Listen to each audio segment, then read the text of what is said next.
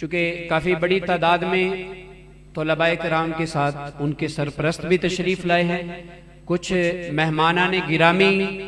وہ بھی تشریف لائے ہیں، صرف ادارے کے ان بچوں کی حوصلہ افزائی کے لیے، اور کچھ جو ہے وہ وزٹ کرنے کی نیت سے بھی تشریف لائے ہوں گے کہ ہم ذرا دیکھیں کہ کون سا ادارہ ہمارے بچوں کو بہتر تعلیم دے سکتا ہے۔ تو میں ایک بات آپ کے سامنے رکھنا چاہوں گا، انسان کی اولاد یہ انسان کے پاس امانت ہوتی ہے، بلوغ تک انسان ان کے سارے اعمال کا ذمہ دار ہوتا ہے، اور بعد کے جو اعمال ہیں ان کے بارے میں بھی چونکہ وہ سارے کے سارے انحصار کرتے ہیں انسان کی تربیت پر، تو کسی حد تک انسان اپنی بالغ اولاد کے اعمال کا بھی ذمہ دار ہے، اور اس کے بارے میں ہم نے جواب دینا ہے۔ اب دو طرح کے معیار پائے جاتے ہیں ہمارے ہاں تعلیم میں، ایک وہ معیار ہے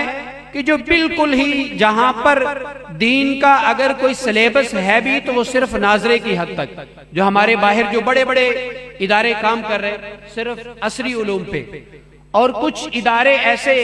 جو بالکل ہی خالصتاً دین کی تبلیغ، دعوت اور تبلیغ کے لیے کام کر رہے ہیں، صرف درس نظامی پہ کام کر رہے ہیں۔ لیکن الحمدللہ آج کے دور میں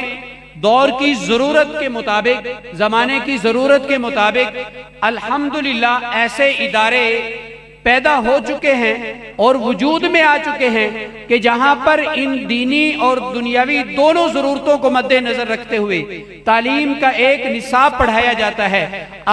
فیصلہ آپ نے کرنا ہے کہ آپ نے ایسے ادارے میں بھیجنا ہے کہ جہاں پر آپ کا بچہ وہ ڈگریاں تو حاصل کر لے، اور آپ نے یہ چیز کا مشاہدہ کیا کہ لوگ بڑی بڑی ڈگریاں لے کر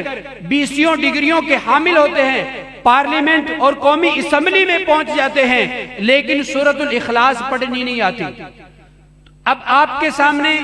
یہ بات رکھنا چاہتا ہوں کہ فیصلہ آپ کے ہاتھ میں ہے، آپ نے ایسے اداروں میں اپنی اس امانت اپنی اولاد کو بھیجنا ہے، یا ایسے طالب علم کو آپ نے اس ادارے میں یعنی ایسے ادارے میں بھیجنا ہے کہ آپ کے مرنے کے بعد اللہ تعالیٰ سب کی زندگیوں کو دراز فرمائے، لیکن اس دنیا سے تو سب نے جانا ہے کہ آپ کے مرنے کے بعد وہ طالب علم، وہ آپ کا بیٹا کل کو آپ کے لیے صدقہ جاریہ بن جائے۔ اور یہ حفاظ قرآن اور علماء دین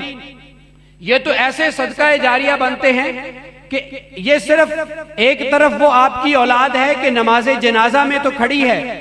لیکن یہ بھی پتہ نہیں کہ نماز جنازہ میں تکبیریں کتنی ہیں، نماز جنازہ میں دعا کون سی پڑھنی ہے، ایک وہ بھی آپ کا بیٹا ہے، اور ایک یہ ہے جو حافظ قرآن ہے، جو حافظ قرآن ہے اس کو صرف نماز جنازہ پڑھنی نہیں آتی، پڑھانی بھی آتی ہے۔ یہ آپ کی قبر پہ بیٹھ کے یا گھر میں بیٹھ کے ایک دن کے اندر پورا قرآن پاک پڑھ کے آپ کو ایصال ثواب کر سکتا ہے۔ اور حدیث مبارکہ میں آتا ہے کہ ان حفاظ کرام کے والدین کے سر پہ ایسے تاج رکھے جائیں گے قیامت کے دن کہ لوگ پوچھیں گے کیا یہ انبیاء کرام ہیں، کیا یہ اولیاء ہیں، جواب ملے گا نہیں، کیا یہ کتب ہیں، جواب ملے گا نہیں، کیا یہ ابدال ہیں، جواب ملے گا نہیں، کیا یہ شہداء ہیں، جواب ملے گا نہیں، کیا یہ صدیقین ہیں، جواب ملے گا نہیں، کیا یہ انبیاء ہیں، جواب ملے گا نہیں۔ تو پوچھا جائے گا بابا بتاؤ تو صحیح یہ ہیں کون، تو انہیں بتایا جائے گا یہ حفاظ کرام کے والدین ہیں۔ اتنا بڑا مقام تو حافظ قرآن کا اپنا کتنا بڑا مقام ہوگا، یہ تو اس کے والدین کے لیے ہے، اس کا اپنا کتنا بڑا مقام ہوگا۔ حضرت علی رضی اللہ تعالیٰ عنہ کا شعر میں نے ابتدا میں آپ کے سامنے رکھا، رضینا قسمت الجبار فینا، ہم اللہ کی تقسیم پہ راضی ہیں، لنا علم وللجہال مال، دو طرح کی دولتیں اللہ نے دی ہیں، ایک دنیا داروں کو ایک دولت دے دی، اور ایک دولت وہ ہے جو انبیاء کرام کی وراثت کے طور پر اللہ تعالیٰ نے ان علماء کو، ان طلباء کو دے دی۔ اور حضرت علی رضی اللہ تعالیٰ فرماتے ان المال یفنا عن قریب،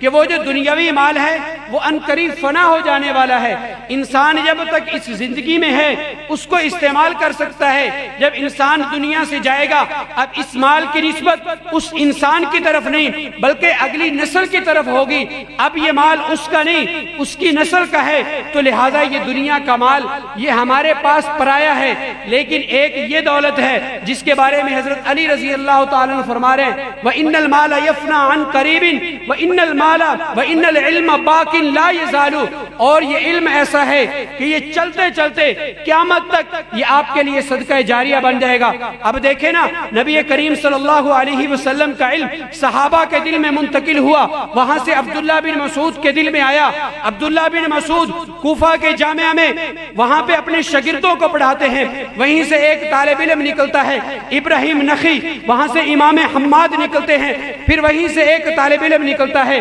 جسے امام اعظم ابو حنیفہ کہا جاتا ہے، جس کے بارے میں کسی نے کہا تھا لقد زان البلاد ومن علینا امام المسلمین ابو حنیفہ فما فی المشرقین لہ نظیر ولا فی المغربین ولا بکوفہ۔ تو وہاں سے امام اعظم ابو حنیفہ رحمہ اللہ نکلتے ہیں، ان کے شاگرد پیدا ہوتے ہیں، یہ سلسلہ چلتے چلتے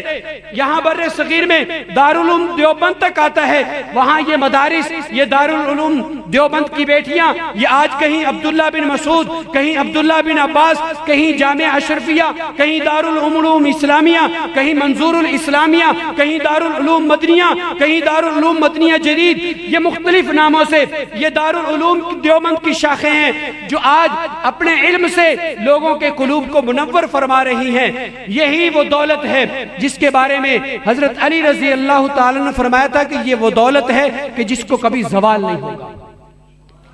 آج ہر بندے کی کوشش تو یہ ہوتی ہے کہ میں اپنی اولاد کے لیے کچھ کر کے جاؤں، اپنی اولاد کے لیے کچھ کر کے جاؤں، حالانکہ سوچنے کی ضرورت ہے۔ ہم سوچتے یہ ہیں کہ میرے جانے کے بعد میری اولاد کا کیا بنے گا، میرے جانے کے بعد میری اولاد کا کیا بنے گا، حالانکہ مسلمان کی سوچ یہ ہے کہ میرے جانے کے بعد یا میری اولاد کے دنیا سے جانے کے بعد میری اولاد کا کیا بنے گا۔ تو اپنی بھی آخرت کی سوچیں اور اپنی اولاد کی بھی آخرت کی سوچیں۔